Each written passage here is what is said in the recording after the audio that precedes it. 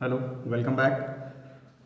The topic is daughter's right to property. Daughter's right to property. So, firstly, we need to understand the term succession before discussing the daughter's right to property.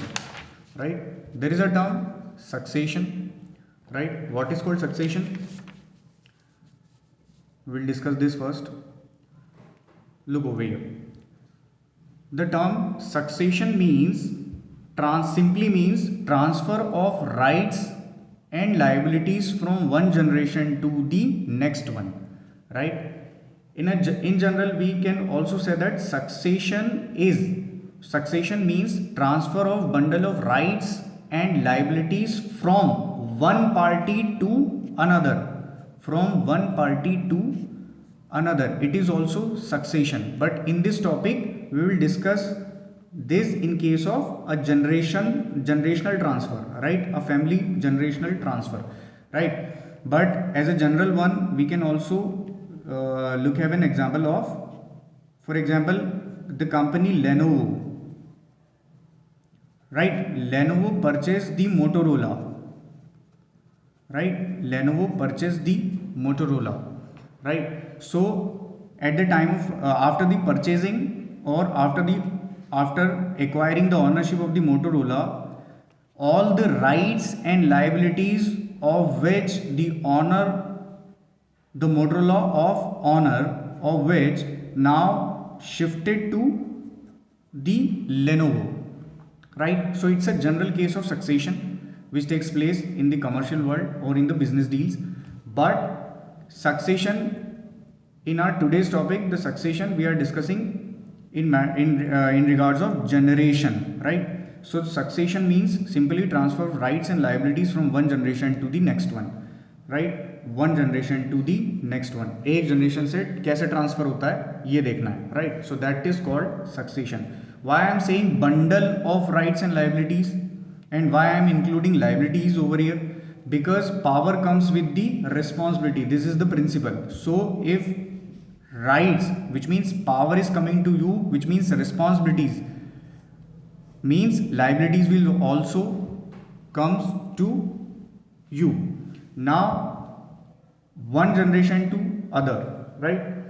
So for this, to regulate the succession or to deal with the matter of succession, we had a law of 1956, Indian Succession Act 1956, which provides for the succession of property over the property from one generation to other, right? Which provides for the succession over the property of a father to his sons only, right?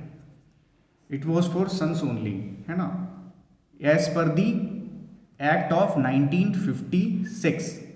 But it was obviously a kind of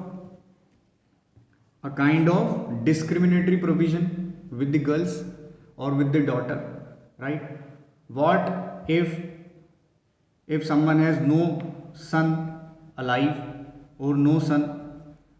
What if anyone has only daughters, right? So in that case, to deal with this situation and to eliminate that kind of discrimination with the daughters, the government of India in 2005 amended the Indian Succession Act of 1956, right? And after that amendment, now the girls have the equal rights over the father's property, right? Now how it divides, it is our main concern, how it divides between the all child, right? Now firstly, to discuss that, first we need to understand these two terms, ancestral and self-acquired property, right? What I mean to say is, a person P1 might have two kind of properties, ancestral property and self-acquired property. May have two properties, a person P1 may have two properties, one is ancestral one and second is self-acquired property, right? So we will not discuss this one, self acquired, right? We will discuss in an another topic in detail in the properties law, in the properties law chapter, right? And we will also not discuss these two things because there are certain different provisions with regard to self acquired property and these two things, right? Will, in case of will and in estate, right? If a person dies with a will, so that's a will property. And if someone dies without will, so that is called in estate property, right? So just keep these two terms in mind and these two terms in mind, right? But in general, what happens or how a property dissolve or transferred to one generation to other, right? Suppose that there is a person P1 who has a property, right? Who has a property. It will be divided equally between his child, between his all child, right? Suppose that we are discussing here only case of only one son and one daughter, but it may be more daughters, right? It may be more daughters and it may be more sons. Okay. So all the property will be divided in equal proportion between son and the daughter, or between sons and the daughters, right? Equally. Suppose that if the property is of 1 crore, is worth rupees of 1 crore, so the property will be equally divided between these four child, 1 2 3 or 4. Now in case of in a situation where the daughters are not alive or the son is not alive, so it will automatically transfer to their child, which means the grandchild of this person, right? The grandchild of this person, right? The grandchild of this person, because for the purpose of property sharing or for the purpose of succession, this property is the ancestral property for these grandchild, all these grandchild, right? Ancestral property. So the provisions under the Indian Succession Act and in the amendment is for ancestral property only, right? So this is how a property transferred or a property shifted from of a father to his child or a daughter, right?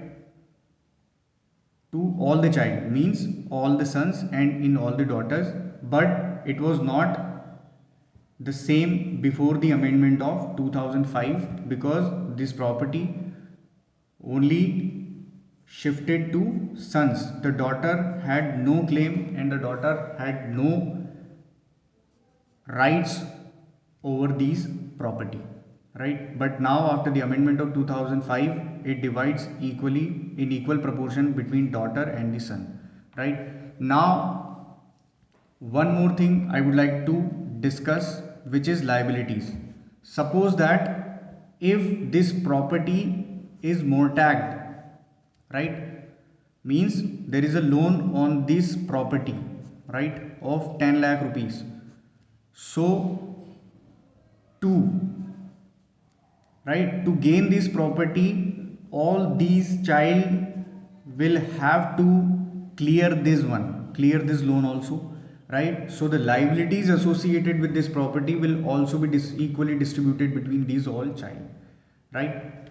So it is how the property law or the daughter's right over the property works, right? Because it was not same before the amendment of 2005, but now the girl have the equal rights over the property and over the property of her father, right? So it is how a property dissolves or shifted from one generation to another, right? There is one more thing which I would like to mention, this one, right?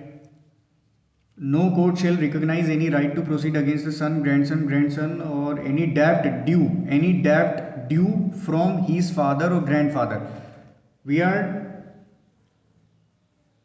discussing here about debt due, right? If this person has debt of, suppose that 5 lakh rupees, so this debt will end with the death of this person, right? This debt or the liabilities about this debt about this debt will not be transferred to their child, right?